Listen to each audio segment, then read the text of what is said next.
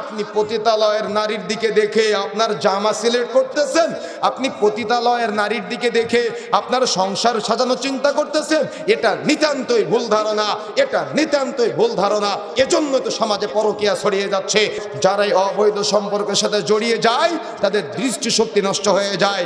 যারা অবৈধ সম্পর্কের সাথে জড়িয়ে যায় তাদের পরিবারে সর্বদা অভাব অনটন লেগেই থাকে। যারা অবৈধ সম্পর্কের সাথে জড়িয়ে যায় নানাবিধ বালা মুসিবত সর্বদা লেগে থাকে। যারা অবৈধ সম্পর্কের সাথে জড়িয়ে যায় তাদের পরিবারে বিশৃঙ্খলা সর্বদা লেগেই থাকে।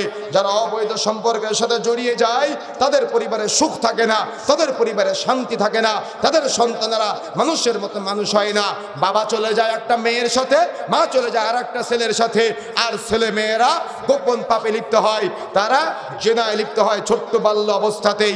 এই জন্য আমাকে আপনাকে সতর্ক হতে হবে, সাবধান হতে হবে।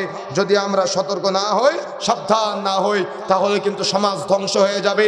যদি আমরা সমাজকে বাঁচাতে চাই তাহলে নারীদের প্রকাশ্যে খেলা, ফুটবল খেলা, ক্রিকেট খেলার যে আয়োজন টিভির মাধ্যমে আমরা দেখতে পাই বা সামাজিকভাবে নারীদের খেলার যে আয়োজন করা হয়, এটা হারাম, এটা হারাম, এটা হারাম, এটা ইসলামের জায়েজ নেই। এগুলার মাধ্যমে আজকে জেনা ব্যভিচার ছড়িয়ে যাচ্ছে। যারা এই খেলায় অংশগ্রহণ করে, যারা এগুলার দর্শক, সবাই অপরাধী। যারা এগুলাতে অংশগ্রহণ করে তারা জেনাকারিনী। সতর্ক হতে হবে। কেন? আপনার দেহের অঙ্গ প্রত্যঙ্গের দিকে সবাই তাকিয়ে থাকে। আপনার খেলার কয়জন দেখে? সবাই আপনার অঙ্গ প্রত্যঙ্গের দিকে তাকিয়ে থাকে।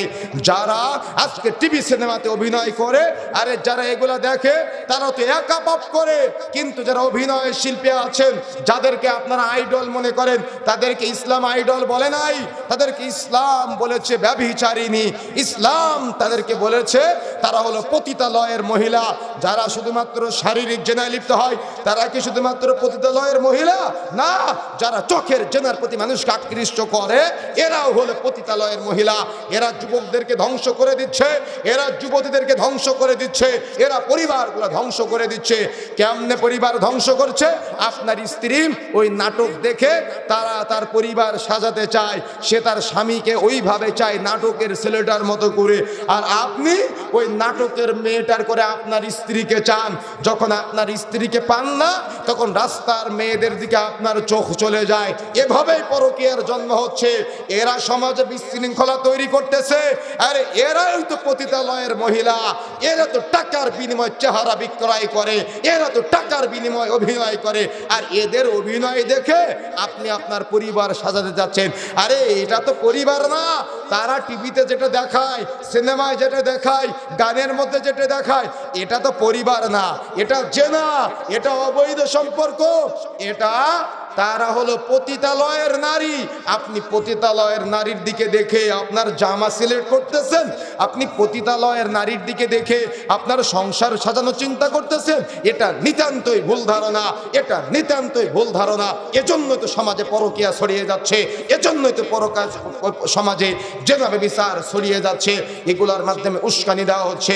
এই জন্য আমার বক্তব্যগুলো যদি আজকে কোনো এরকম সিনেমার আর্টিস্ট বা নায়ক নায়িকার কাছে পৌঁছায়, কিয়ামতের মাঠে এই যত মানুষ আপনার মাধ্যমে পাপী হচ্ছে, প্রত্যেক ব্যক্তির একটা করে পাপের ভাগ নিয়ে আপনাকে বিচারের মাঠে উঠতে হবে। এই জন্য সতর্ক হতে হবে, সাবধান হতে হবে।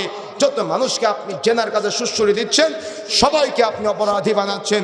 প্রত্যেক ব্যক্তির একটা করে অপরাধের ভাগ আপনার আমল নামায় লিপিবদ্ধ করা হবে। এই জন্য সতর্ক হতে হবে, আমাদের সাবধান হতে হবে।